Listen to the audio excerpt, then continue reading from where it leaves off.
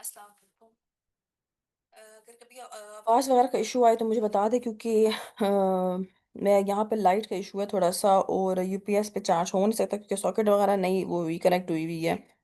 तो मैंने हॉटस्पॉट साथ वो किया हुआ है, इसको कनेक्ट किया हुआ है। तो अगर फॉर एग्जांपल कोई इशू या कोई आ जाए डिस्टरबेंस वगैरह तो मुझे काइंडली फिर बता दें।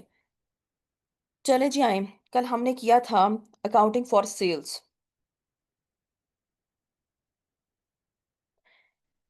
अकाउंटिंग फॉर सेल्स हमने कर लिया था, कुछ स्टेप्स हमने किए थे। उसके बाद मैंने आपसे कहा था मैं आज आपको डिस्काउंट कराऊंगी, तो पेज नंबर 53 पर निकालें डिस्काउंट। अपने पास क्लास स्टार्ट होने से पहले ही निकाल लिया करें जो बुक वगैरह होती है। अच्छा, डिस्काउंट्स।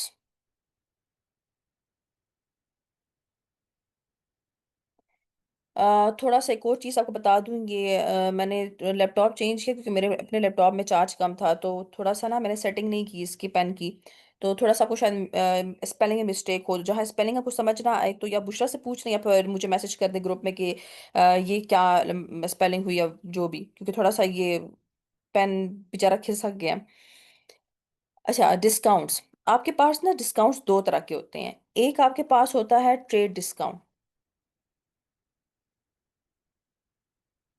आपको मैंने कहा था accounting for sales. Accounting for sales का मतलब होता है कि जब आपने अपने आप को अभी तक इस टॉपिक में एज अ सेलर एज्यूम करना है, कि जैसे आपकी कंपनी है, आप चीजें बेचते हैं। तो यानी आपके पास कस्टमर आके चीजें लेता है, तो आपने बस ये चीज याद रखनी है इस टॉपिक में कि आप चीजें बेचने वाले हैं, आप सेलर हैं, आप अपने कस्टमर्स को चीजें बेचते हैं। अब इस जमरे में हम डिस्काउंट पढ़ते हैं। सबसे पहले डिस्काउंट आपके पास नंबर वन डिस्काउंट आता है ट्रेड डिस्काउंट। डिस्काउंट तो आप बचपन से ही देखते आते हैं, सुनते आते हैं, अप्लाई करते आते हैं अपनी प्रैक्टिकल लाइफ में। ट्रेड डिस्काउंट का मतलब होता है जो ऑन द स्पॉट आपको दिया जाता है। जैसे फॉर एग्जांपल स्पेशली खवातीन जब जाती हैं कोई चीज़ लेने के लिए, तो जब वो खवातीन जाती हैं डिस्काउंट, तो वो डिस्काउंट मांगती हैं। फॉर एग्जांपल जैसे आप लोग नहीं कहते यार अपनी माँ से जाने में बड़ी शर्मिंदगी होती है, 12,000 की चीज़ वो डायरेक्ट 1,200 पे ले आते हैं। तो ये सबके साथ ही, मेरे साथ भी हुआ है, आपके साथ भी हुआ होगा कि आप कहते हैं यार अल्लाह ये कहाँ मैं फंस गया, कि उसने 12,000 बोला, ये 1,200 औरतें बोल रही हैं। तो ये ऐसा डिस्काउंट होता है जो आप ऑन द स्पॉट मांग रहे होते हैं कि सर मुझे ये डिस्काउंट चाहिए। थोड़ा बहुत आप झूठ भी बोलते हैं कि देखें सर, फॉर एग्जांपल अगर आप शादी की शॉपिंग करने गए हैं तो आप कहते हैं सर वो हमने आपसे पिछली शादी में भी जो है अपने जो थी रिलेटिव की शादी में सारी चीज़ें आपसे हम ले गए थे। बेशक वो दुकान एक महीने पहले क्यों ना बनी हो, लेकिन आप एक साल पहले की बात कर रहे होते हैं कि हमने सारी शादी की शॉपिंग आपकी दुकान से की थी। हमने अपने फलां रिश्तेदार को रेफर किया था कि जी इसके पास आए, ये बड़ी अच्छी चीज़ें देता है। आप इतना भी नहीं कर सकते हमारे लिए, और फिर झूठी बूटी का आप उससे जो है आया वो भी मांगते हैं उनका जो कार्ड शार्ट होता है उनका। तो कि जी सर ज़रा कार्ड दे दे, हमने और लोगों में बांटना है। जैसे एक बार हम गए थे ना कोई ये G11 में शॉप से पठानों की, वहाँ पे हम गए थे तो हमने कहा था कि वो वैसी बातों बातों में ना हमने ज़्यादा चीज़ें खरीदी, उनसे सस्ती मिल रही थी, हम भी फिर लालच में आ गए। तो वो भी फिर समझ गया, तो उसने हमसे वैसे ही पूछा ना कि क्या करते हो, तो हमने बताया इस तरह। तो मुझे उसने ना कोई तकरीबन 20-30 कार्ड दे दिए अपने शॉप के कि ये अपने स्टूडेंट से बांट लीजिएगा। मैंने कहा चलें ठीक है सर, हालांकि बांटा मैंने एक भी नहीं, लेकिन बस उसने उस लालच में दे दिया। और थोड़े डिस्काउंट भी में अच्छा खासा कर दिया कि जी ये आगे तो हमें और भी कस्टमर्स देंगे। तो ये डिस्काउंट जो होता है ना ट्रेड डिस्काउंट, वो हम उसी टाइम दुकान पर शॉप पर जो आपको डिस्काउंट दिया जाता है मिलता है, उसे हम ट्रेड डिस्काउंट बोलते हैं। जो सच झूठ बोल के कि सर अभी आप डिस्काउंट दे दें, हम कल आपसे और चीज़ें ले जाएंगे, तो इस लालच में दुकानदार भी कहीं ना कहीं डिस्काउंट दे देता है।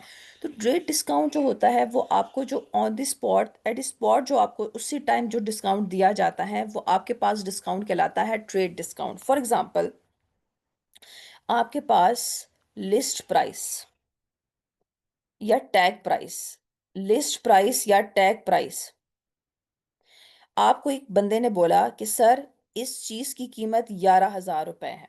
आप हैं, ठीक है, आप सेलर हैं। मैं आपके पास आई, मैं आपकी कस्टमर हूँ क्योंकि आप सेलर हैं, आप इस टॉपिक पे अपने आप को सेलर के पॉइंट ऑफ व्यू से रख रहे हैं। तो आपने मुझे एक चीज़ की कीमत बताई 12,000 की। मैंने आपसे कहा नहीं सर ये क्या बात हुई, हम इतने पुराने आपके कस्टमर हैं, मैंने आपसे कहा, और आप मुझे इतना भी डिस्काउंट नहीं दे सकते।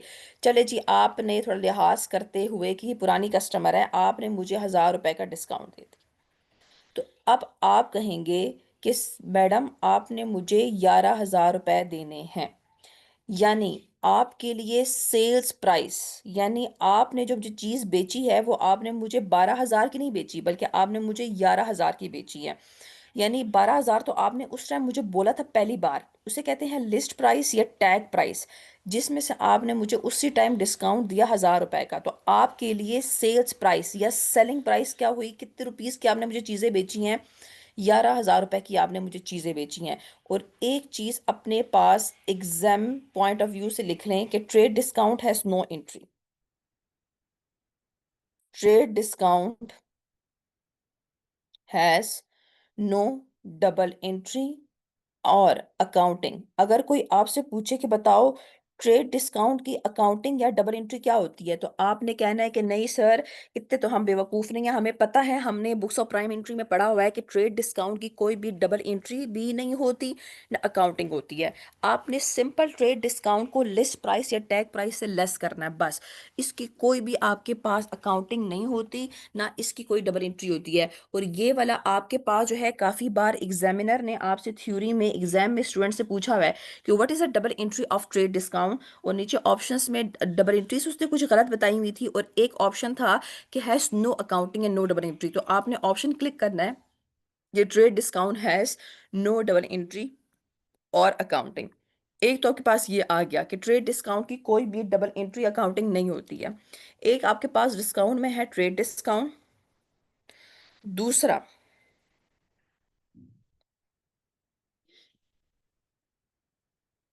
अच्छा एक बंदा जो है ना वो इसकी बुशरा, आप जो है ना इसकी पिक्चर लेके ना ग्रुप में उसी टाइम सेंड कर दिया करे, क्योंकि फिर बाद में मुझे भूल जाता है या कोई फिर, क्योंकि मेरी कंसेक्टिव क्लासेस होती हैं 3 तक, 3 के FR2 मेरी 3 बजे खत्म होती है, फिर उसके बाद जो है मैंने एक बच्चे को भी पढ़ाना होता है कि उसका ITA का पेपर है इस महीने। तो वो एक्स्ट्रा फिर 2-3 घंटे वहां पे चले जाते हैं, तो फिर बंदा बहुत फ्रस्ट्रेट हो जाता है, तो या भूल जाता है। तो फिर प्लीज बुशरा, ये जो पिक्चर है ना ये इनको ग्रुप में सेंड करती जाए, 19 और 20 को। मैं कर दूंगी लेकिन मुझे अक्सर भूल जाती है। अच्छा, इसके बाद आपके पास दूसरी चीज होती है second discount, settlement discount. Settlement discount, इसका दूसरा नाम है कैश डिस्काउंट।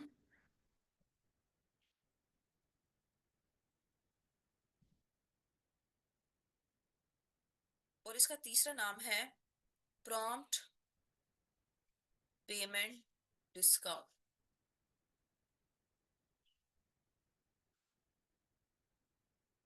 ये डिस्काउंट्स के नाम है, कैश डिस्काउंट, सेटलमेंट डिस्काउंट, या प्रॉम्प्ट पेमेंट डिस्काउंट। एक आपके पास डिस्काउंट होता है ट्रेड डिस्काउंट, एक आपके पास होता है सेटलमेंट डिस्काउंट।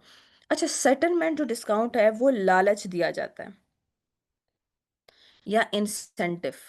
कैसे? जैसे फॉर एग्जांपल, आप सेलर हैं, मैं आपकी कस्टमर हूँ, मैंने आपको पैसे देने हैं 11,000 रुपए। जैसे ऊपर आपने मुझे कितनी रुपीस की चीजें बेची हैं, 11,000 रुपए की। तो आपने कहा सर अभी पैसे देंगे, आपने मुझसे पूछा मैडम अभी पैसे देंगी, मैंने कहा नहीं सर थोड़े हालात खराब हैं और शॉपिंग भी करनी है, तो मैं आपको अभी 11,000 रुपए नहीं दे सकती हूँ, मैं आपको 1 महीने के बाद, आफ्टर 1 मंथ, 1 महीने के बाद जो है मैं आपको 11,000 रुपए दूंगी। आपने कहा चलिए सही है मैडम, जैसे आपकी मर्जी, आप हमारी इतनी पुरानी कस्टमर हैं तो खैर है, कोई बात नहीं, हाँ 1 महीने के बाद दे दिया 1,000 रुपए, 11,000 रुपए, यानी मैं आपकी डेटर हूँ।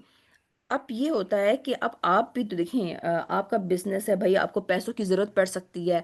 आपने मुझे कॉल की, आपने मुझे कहा कि मैडम वो 11,000 रुपये मैंने वैसे आपसे कहा था 1 महीने के बाद दे दें, लेकिन मुझे ज़रा पैसों की ज़रूरत पड़ गई है, तो क्या आप मुझे 1 महीने से पहले दे सकती हैं? मैंने आपसे कहा सर देखें कमिटमेंट तो हो चुकी है और मेरे पास अभी पैसे नहीं है, वरना मैं आपको उसी टाइम ना दे देती, या भला बताएं मैं आपसे इतनी चीज़ें ले जाती हूँ तो मैं आपको भी फ़ौरन दे देती कि मेरे पास पैसे होते।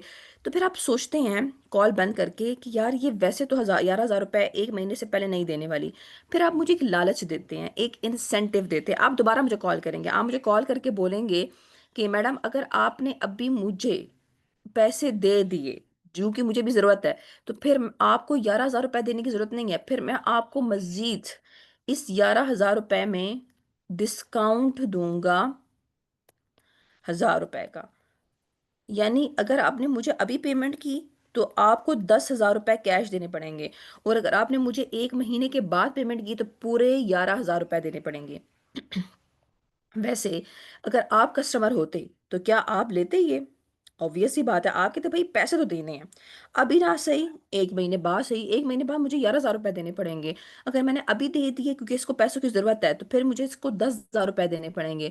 तो आपने, आप सेलर हैं, आपने मुझे अपने जरूरत के लिए, इमरजेंसी के लिए पैसों की, जो कि आपको जरूरत थी, तो आपने मुझे एक लालच दिया ताकि मैं आपको जल्दी पेमेंट कर दूं।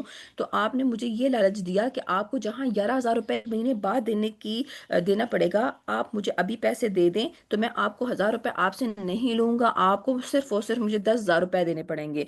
तो ये जो लालच, एक इंसेंटिव दिया जाता है कि जल्दी पेमेंट की जाए, इस लालच या इस इंसेंटिव को हम डिस्काउंट को कहते हैं सेटलमेंट डिस्काउंट, या प्रॉम्प्ट पेमेंट, या कैश डिस्काउंट। ये इसलिए दिया जाता है ताकि मैं अर्ली पेमेंट कर दूं। Settlement discount given for early payment. अगर आपने जल्दी पेमेंट कर दी, आप मुझे ये बोलेंगे, तो मैं आपको मजीद 1,000 रुपए का डिस्काउंट दूंगा। तो ये जो सेटलमेंट डिस्काउंट दिया जाता है, ये लालच अर्ली पेमेंट के लिए दिया जाता है।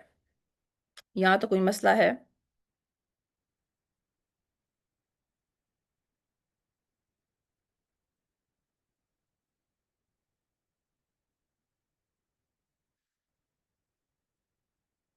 आप बॉयस, यहाँ तो कोई मसला तो बता दे सेटलमेंट डिस्काउंट में। अच्छा।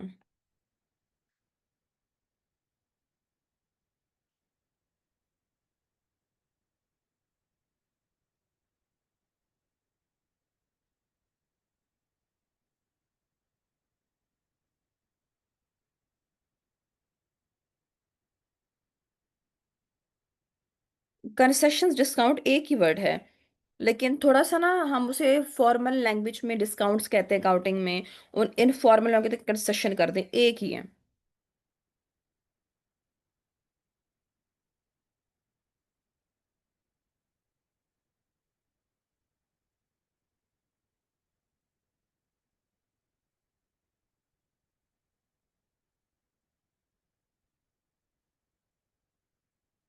कंसेशंस दे दें।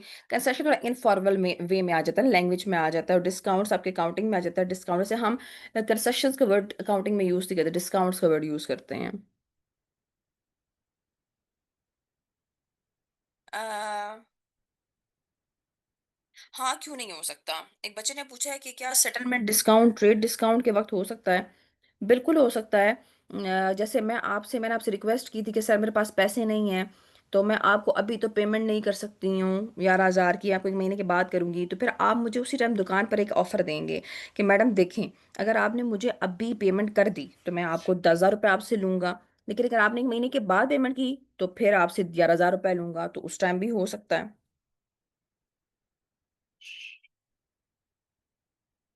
अच्छा, अब मैं आपको एक एग्जाम्पल करवाती हूँ। इस सेटलमेंट डिस्काउंट एक एग्जाम्पल। एक चीज याद रखें कि अकाउंटिंग फॉर सेल्स, आप जून के सेल्स के पर्सपेक्टिव से पढ़ रहे हैं। सेल्स के पर्सपेक्टिव मींस आप ये समझ रहे हैं कि आप इस टॉपिक में सेलर हैं, आप चीजें बेचते हैं। इसमें 4 सिनेरियोज होते हैं, 4 सिचुएशंस कह लें, सिनेरियो से सिचुएशंस। 4 सिचुएशंस होती हैं, वो मैं आपको करवाती हूँ। नंबर 1 सिचुएशन, ये आपने याद रखनी है, इसमें से एमसीक्यूज मैंने आपसे पहले भी कहा था आते हैं इस चैप्टर में से। सिचुएशन 1,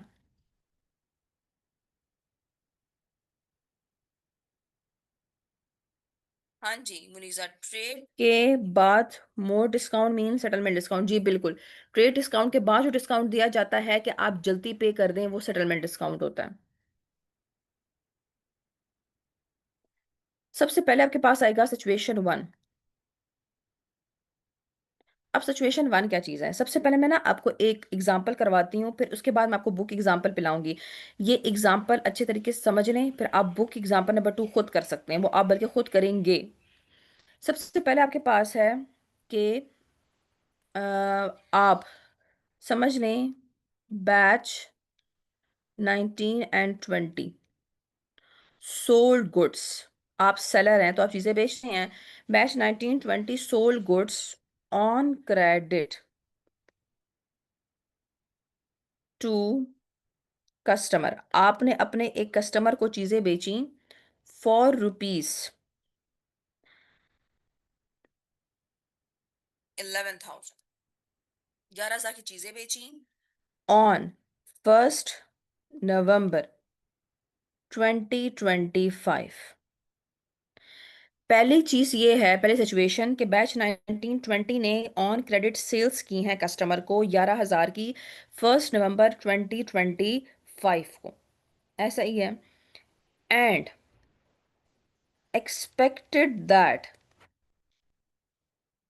और आप उम्मीद कर रहे हैं कि कस्टमर विल नॉट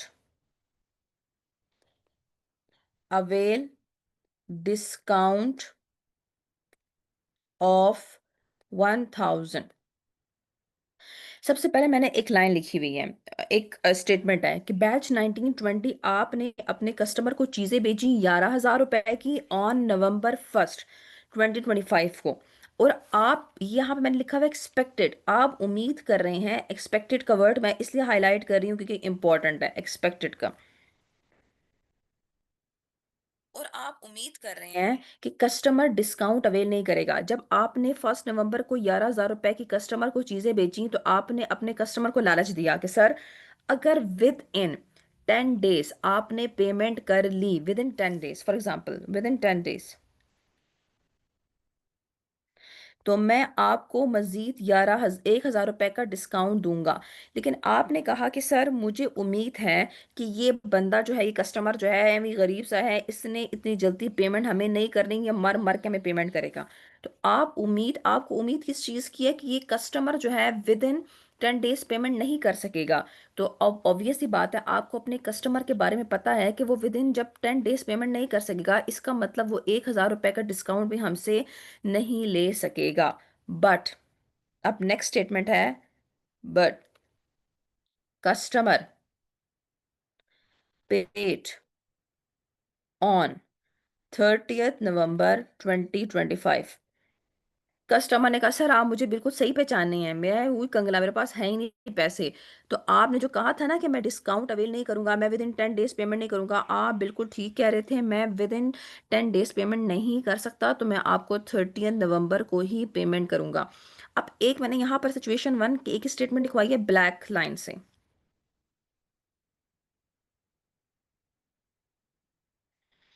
एक मैंने आपको लिखवाई हुई है रेड लाइन से। अब सबसे पहले ब्लैक वाले पे चलते हैं। ब्लैक, मैंने सबसे पहले ब्लैक, ब्लैक मतलब हो गया 1 नवंबर 2025। जब 1 नवंबर 2025 था तो मैंने डबल एंट्री की थी। जरा सोचें, आप हैं, आप ठीक है, आप सेलर हैं, आप ही कर रहे हैं, बैच 1920 वाले डबल एंट्री कर रहे हैं, आपने चीजें बेची ऑन क्रेडिट कर्जे पर। डबल एंट्री क्या करेंगे? डेटर डेबिट 11,000 और सेल्स क्रेडिट 11,000।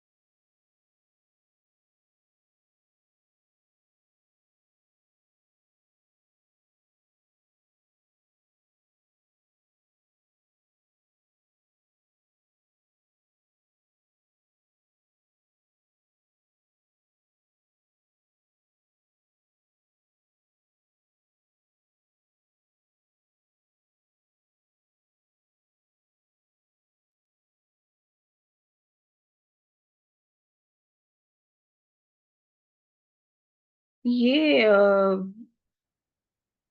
बुशरा, आवाज आ रही है आप आपको? 5 पार्टिसिपेंट्स क्यों हैं यहाँ पर?